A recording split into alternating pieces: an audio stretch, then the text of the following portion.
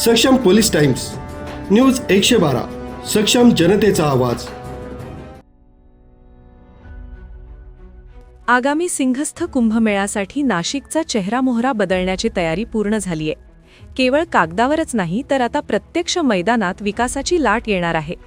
महापालिकेने तब्बल 1473 कोटींचा भव्य आराखडा आखला असून यामुळे नाशिकला कायमस्वरूपी साधूग्राम विकसित करण्यात येणार असल्याने नाशिकचा ग्लोबल लुक समोर येणार आहे. सिंहस्थात भाविकांची सोय आता फक्त हंगामी उरणार नाही तर तब्बल 9000 एकर क्षेत्रावर उभारले जाणारे साधूग्राम आता कायमस्वरूपी विकसित केले जाणार आहे. तसेच नाशिक शहराच्या कोनाकोपऱ्यात पोहोचण्यासाठी 117 किलोमीटर लांबीचे 52 नवे रस्ते उभारले जाणार आहेत.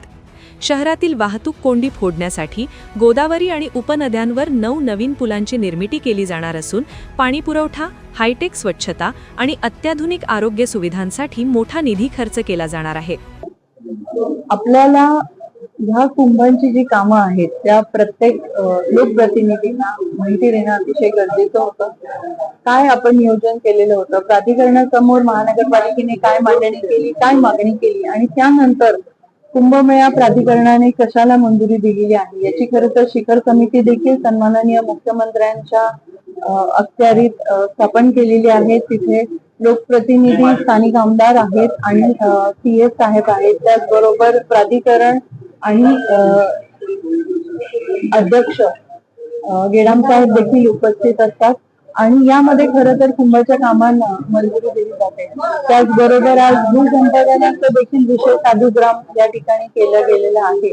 त्या संबंधातली कुंभमेळा अंतर्गत होणारे कामांविषयी खरं तर लोकप्रतिनिधींनी असं सांगितलं की महानगरपालिका ही अतिशय सक्षम अशी संस्था आहे आणि कुंभमेळा करता आजपर्यंत जे काही होणारे काम होते मागील कुंभमेळ्यात देखील ते महानगरपालिकेने केले होते.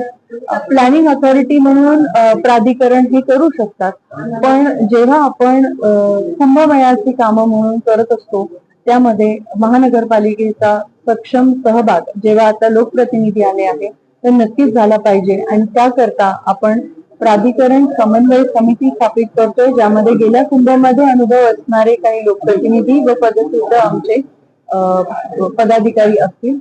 या समितीमुळे प्राधिकरण आणि कुंभाच्या कामामध्ये आणि महानगरपालिकेमध्ये जे काही डिपार्टमेंटल समन्वय असेल तर त्यांनी समन्वय साधला जाईल.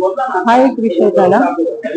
दुसरा जो विषय होता तो होता की पाण्यासंदर्भातला काही जेई अपॉइंटेड नाहीये लोकल आणि त्यामुळे होणारा जो काही असमन्वय आहे तर आता आपण जे काही भरती केली आहे त्यामध्ये तातडीने ते जेई तिथे उपस्थित राहावे आणि प्रोव्हाइड करावे असं सांगण्यात आलेले आहे.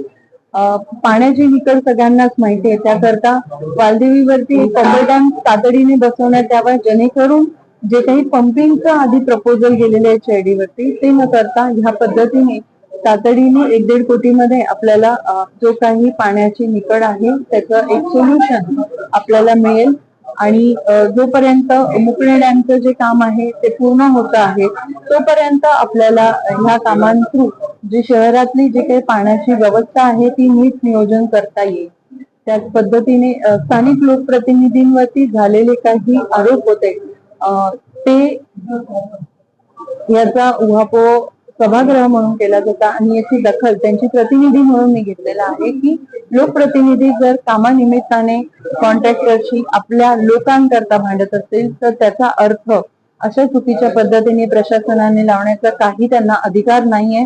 जोपर्यंत प्रशासनाने त्या कामाची कोणत्या लोकप्रतिनिधींनी पाहणी केलेली आहे, त्यांचं काय म्हणणं आहे, महापौर आणि पदाधिकाऱ्यांचं काय म्हणणं आहे हे पाहत नाही तोपर्यंत कोणत्याही संदर्भाची ऍक्शन प्रशासनाने सुमोटो घेण्याचा कोणताही असा अधिकार त्यांना प्राप्त नाहीये. जर काम खरंच प्रॉब्लेम मध्ये असेल तर दोन्ही बाजू ऐकल्या पाहिजे असे निर्देश त्यांना देण्यात आलेले आहेत. एकीकडे विकासाची स्वप्न दाखवली जात असली तरी दुसरीकडे विरोधाचा सूर उमटू लागलाय. एवढ्या मोठ्या खर्चाचे नियोजन पारदर्शक आहे का? खर्च वाढवून तिजोरीवर दरोडा टाकला जातोय का? असे प्रश्न काही नगरसेवकांनी उपस्थित केले आहेत. खर्चवाढीच्या मुद्द्यावरून प्रशासनाला कोंडीत पकडण्याचे प्रयत्न सुरू झाले आहेत. मात्र प्रशासन आपल्या दाव्यावर ठाम असून नियोजनबद्ध कामाचा दावा केला जात आहे.